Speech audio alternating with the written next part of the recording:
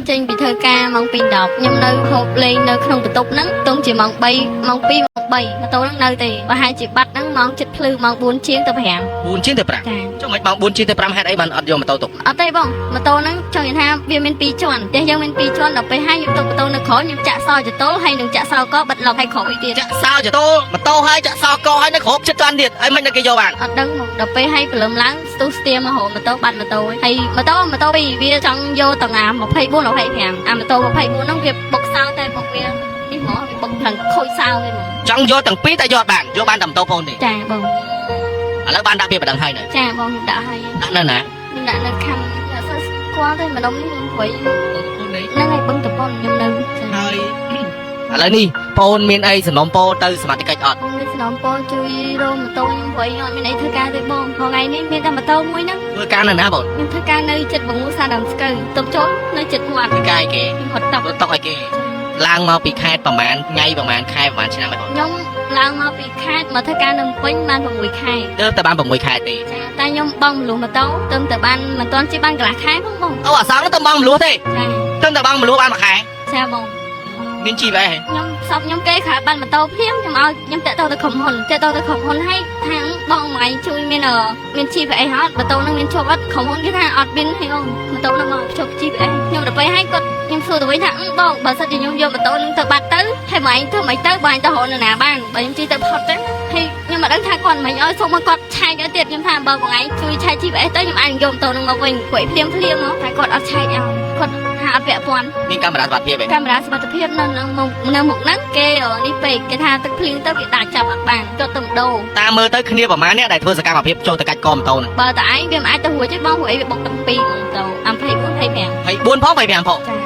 បើវាបុកបានទាំងពីរវាទាំងពីរហ្មង បានទៅពីរយកទាំងពីរ ចាតែមុននឹងខ្ញុំចូលផ្ទះហ្នឹងខ្ញុំឃើញក្មេងមួយក្រុមនៅកន្លែងចិត្តវត្តអញអត់ចាប់អារម្មណ៍ទេព្រោះអីខ្ញុំចេញធ្វើការខ្ញុំចូលធ្វើការមក6ខ្ញុំចេញមក2:10មក1ពេលមកដល់ផ្ទះប្រហែលជាវាតាមដានខ្ញុំមិនដឹងវាលួចបាត់ឆឹងដល់ពេលអ្នកនៅហ្នឹងគេលឺដែរតែគេអត់បានចេញមកមើលហើយក៏បានឆែកប្រាប់យើងដែរ ឥឡូវនេះបងអូនស្រីម្នាក់ដែលជាអ្នករត់តុបាននៅក្នុងសង្កាត់បឹងតំពុនទី1បាទខណ្ឌមានជ័យរាជធានីភ្នំពេញគាត់បានមកដល់គូស្ពានជ្រោយចង្វាដើម្បីឲ្យខ្ញុំផ្សព្វផ្សាយនៅព័ត៌មានគាត់ត្រូវបានលោកចៅបាទចិត្តដាច់ធ្វើសកម្មភាពចូលទៅក្នុងផ្ទះជួលរបស់គាត់ហើយគាត់ធ្វើសកម្មភាពកាច់កម៉ូតូបាត់ដោយសុវត្ថិភាពឥឡូវនេះមកដល់គូស្ពានជ្រោយចង្វាដើម្បីឲ្យខ្ញុំផ្សព្វផ្សាយនៅព័ត៌មានគាត់ត្រូវបានលោកចៅបាទចិត្តដាច់ធ្វើសកម្មភាពចូលទៅក្នុងផ្ទះជួលរបស់គាត់ហើយគាត់ធ្វើសកម្មភាពកាច់កម៉ូតូបាត់ដោយសុវត្ថិភាពឥឡូវនេះគាត់បានមកដល់គូស្ពានជ្រោយចង្វាដើម្បីឲ្យខ្ញុំផ្សព្វផ្សាយជាដំណឹងឲ្យដឹងឮទៅដល់សមាជិកនៅប៉ុស្តិ៍នគរបាលបឹងតំពុនទី1ដើម្បីជួយអន្តរាគមន៍ផងជាពិសេសលោកអធិការនគរបាលខណ្ឌមានជ័យផងដែរបាទជំរាបសួរឈ្មោះអីដែរបង ខ្ញុំឈ្មោះស្រីពុជ ពុជយូរម៉ានហើយ ខ្ញុំ20ឆ្នាំ មកពីខេត្តណាបង ខេត្តកំពតបង ស្នាក់នៅណារាល់ថ្ងៃ នៅ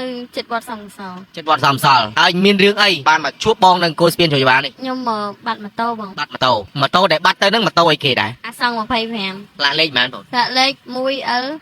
1សិត0763 0763ភ្នំពេញឬខេត្ត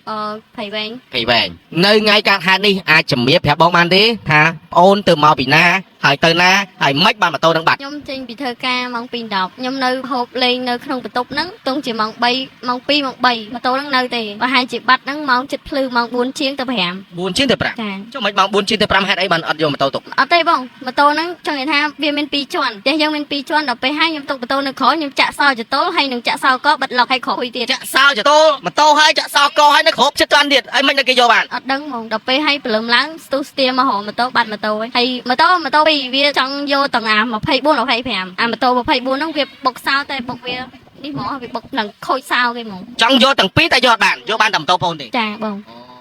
ឥឡូវបានដាក់ពីបដងហើយនៅ ចាបងខ្ញុំដាក់ហើយ ដាក់នៅណា ខ្ញុំដាក់នៅខណ្ឌខ្ញុំអត់សូវស្គាល់ទេម្ដុំនេះខ្ញុំព្រួយខ្ញុំ បឹងតំពុននេះ ហ្នឹងហើយបឹងតំពុនខ្ញុំនៅចា ហើយឥឡូវនេះបងអូនមានអីសំណុំពោទៅសមាជិកអត់ ខ្ញុំមានសំណពរជួយរោមម៉ូតូខ្ញុំព្រួយខ្ញុំអត់មានអីធ្វើការទេបងថ្ងៃនេះមានតែម៉ូតូមួយហ្នឹង ធ្វើការនៅណាបង ខ្ញុំធ្វើការនៅចិត្តបង្ងូសាដើមស្កូវទុកចូលនៅចិត្តវត្ត ធ្វើការឲ្យគេ ខ្ញុំហត់តុករ ត់តុកឲ្យគេ ចា ឡើងមកពីខេត្តប្រហែលថ្ងៃប្រហែលខែប្រហែលឆ្នាំហើយបង ខ្ញុំឡើងមកពីខេត្តមកធ្វើការនៅភ្នំពេញបាន6ខែ ទើបតែបាន6ខែទេ ចាតែខ្ញុំបងមលុះម៉ូតូទៅតែបានមិនទាន់ជិះបានកន្លះខែផងបង អូអាសងទៅបងមលួសទេ ចា ទៅតែបងមលួសបានមួយខែ ចាបង មានជីវ៉េ ខ្ញុំសពខ្ញុំគេខើបានម៉ូតូភ្លាមខ្ញុំឲ្យខ្ញុំតាក់ទងទៅក្រុមហ៊ុនឲ្យថាងបងម៉ៃជួយមាន GPA អត់ម៉ូតូនឹងមានជាប់អត់ក្រុមហ៊ុនគេថាអត់មានទេអូនម៉ូតូនឹងមកភ្ជាប់ GPA ខ្ញុំទៅពេលឲ្យគាត់ ខ្ញុំសួរទៅវិញថាបងបើសិនជាខ្ញុំយកម៉ូតូនឹងទៅបាត់ទៅហើយបងឯងធ្វើមិនទៅបងឯងទៅរកនៅណាបានបើខ្ញុំជិះទៅផុតទៅហើយខ្ញុំមិនដឹងថាគាត់មិនឲ្យសុំមកគាត់ឆែកឲ្យទៀតខ្ញុំថាបើបងឯងជួយឆែក GPS ទៅខ្ញុំអាចយកម៉ូតូនឹងមកវិញព្រោះភ្លាមៗមកតែគាត់អត់ឆែកឲ្យគាត់ថាអត់ពាក់ព័ន្ធ មានកាមេរ៉ាសុវត្ថិភាពឯង កាមេរ៉ាសុវត្ថិភាពនៅមុខហ្នឹងគេនេះពេកគេថាទឹកភ្លៀងទៅវាដាច់ចាប់អត់បានគាត់ទៅម្ដង តាមមើលទៅគ្នាប្រហែលអ្នកដែលធ្វើសកម្មភាពចូលទៅកាច់កម៉ូតូហ្នឹង បើតើឯងវាមិនអាចទៅរួចទេបងព្រោះឯងវាបុកទាំងពីរហ្មងម៉ូតូ24 25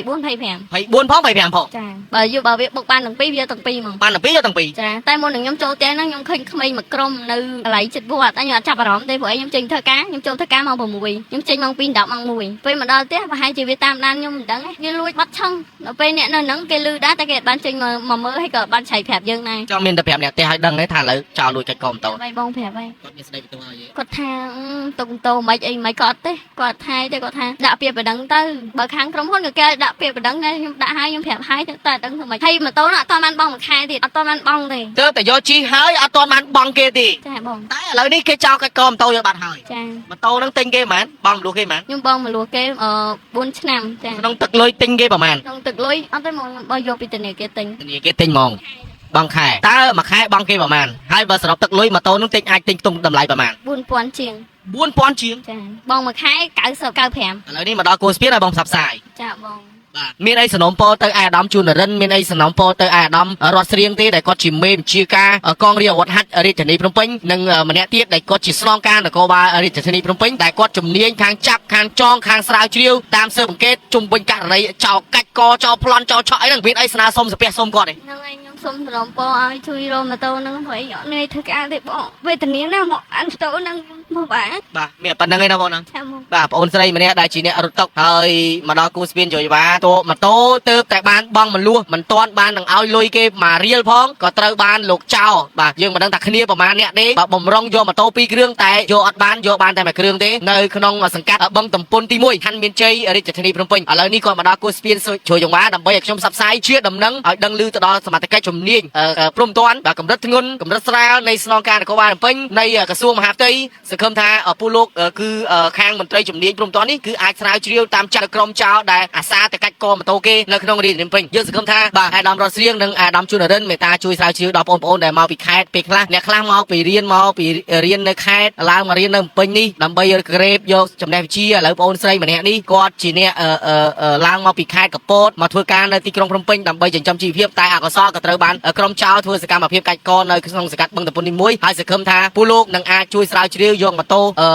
របស់ជនរងគ្រោះមកឲ្យជនរងគ្រោះវិញផងហើយសង្ឃឹមថាលោកនឹងធ្វើការស្រាវជ្រាវវែកមុខនៅជនសង្ស័យដែលធ្វើសកម្មភាពកាច់កម៉ូតូនេះផងដែរអរគុណណាស់ព្រះជនខ្ញុំបានមីស្ទ័រការរួមទាំងលោកត្រារួមទាំងបងអូនស្រីក៏សូមលំអរកាយគ្រប់លាបើសិនជាមានពាក្យពេចន៍ខុសឆ្គងត្រង់ណាមិនសមរម្យក៏សូមកាន់តែអភ័យទោសដល់ខ្ញុំបាទផងដែរអរគុណ